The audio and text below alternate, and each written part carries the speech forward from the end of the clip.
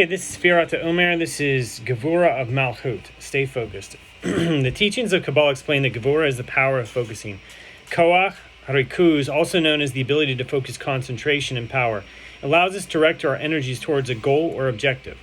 Through the proper application of this power, we can make great strides in achieving our desired outcomes.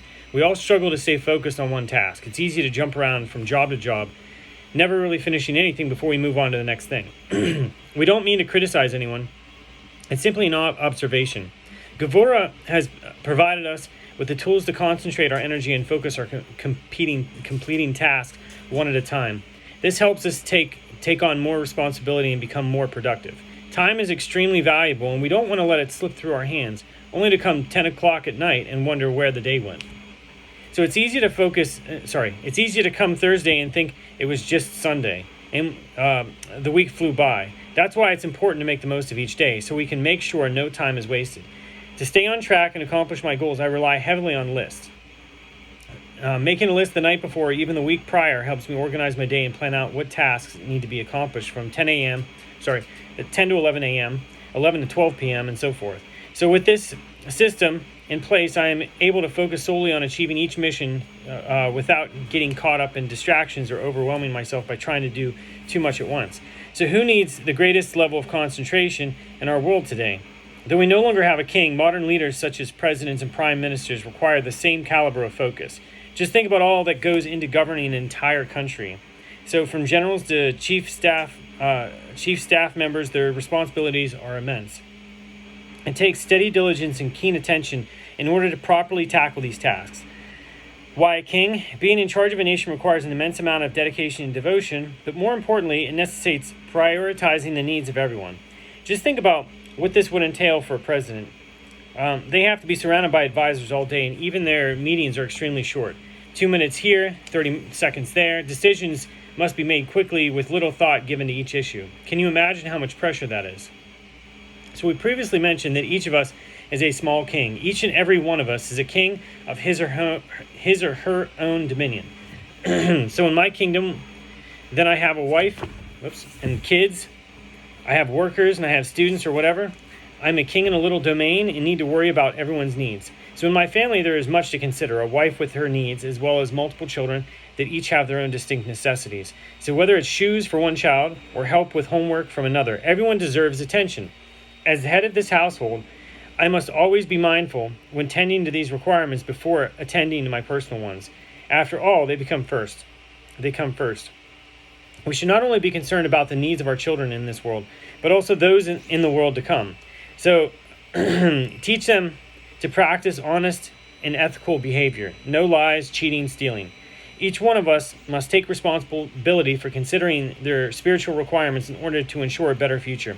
So as we reflect on the ultimate king, I consider my own reign, how I am capable of leading those around me and ensuring that their needs are met in both this life and for eternity.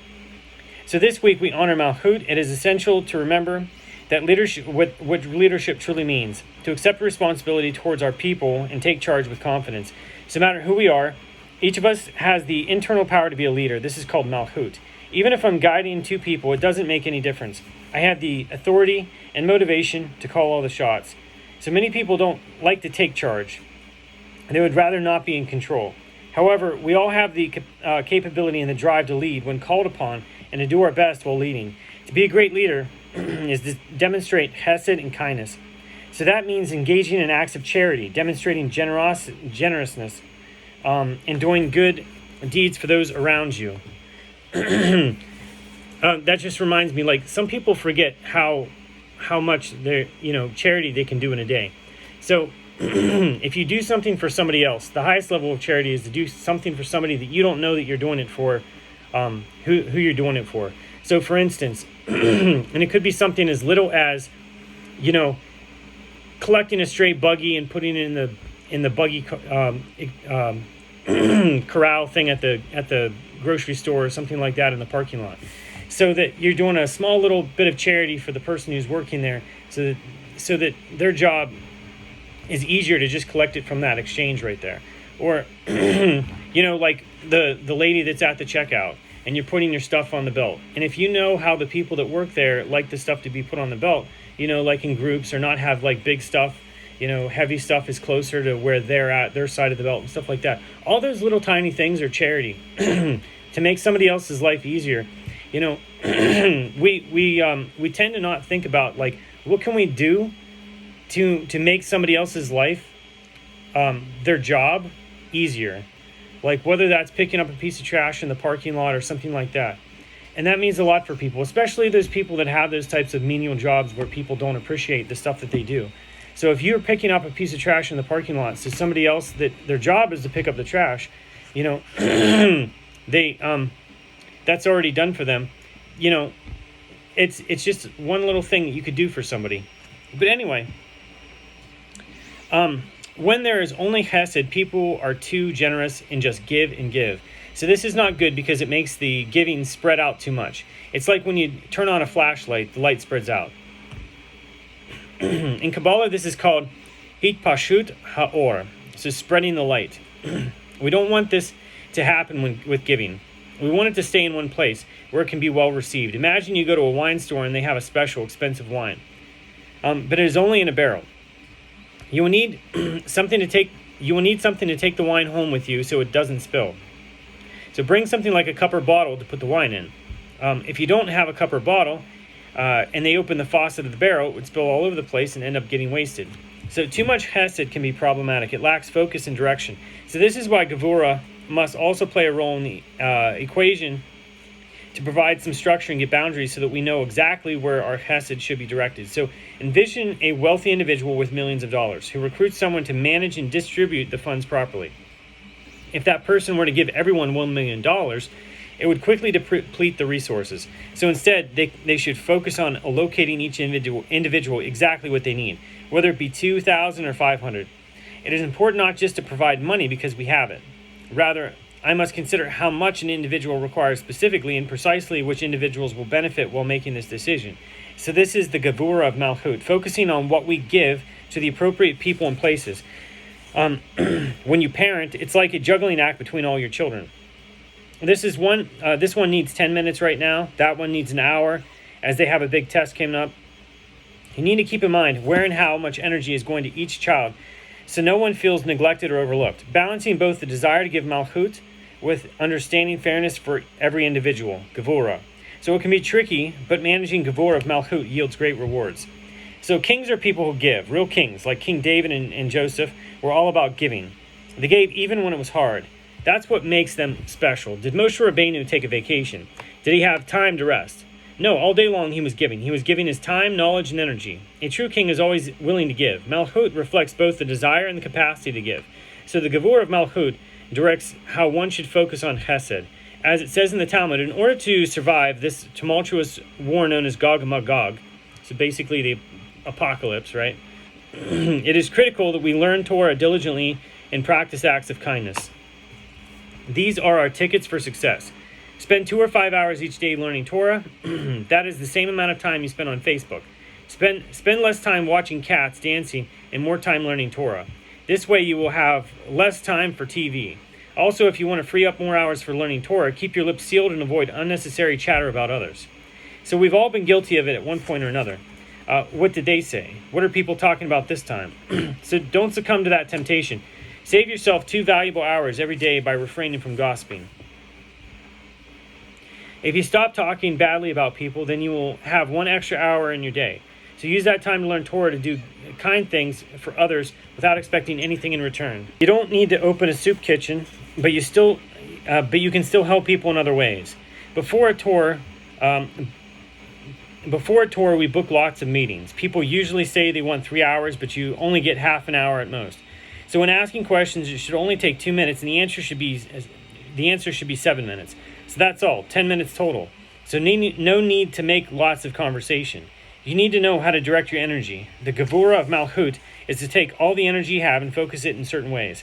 5 minutes here, 10 minutes there. Maybe an hour or 2 in a certain place. In order to properly honor God, I must ensure that I am being mindful of how much time and attention is devoted each day towards people in my life. Without dedicating a substantial amount of effort in this area, one is not sufficiently fulfilling their duty to serve God.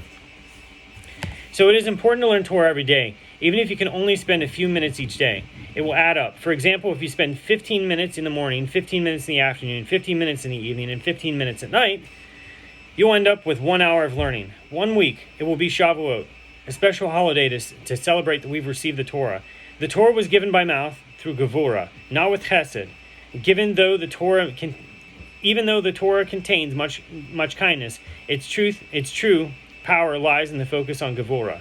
The Torah is full of kindness and compassion, but in order to bring that kindness and compassion into our lives, we need to be able to focus our attention. We need to learn how to use Gevurah of Malchut in order for us to do this.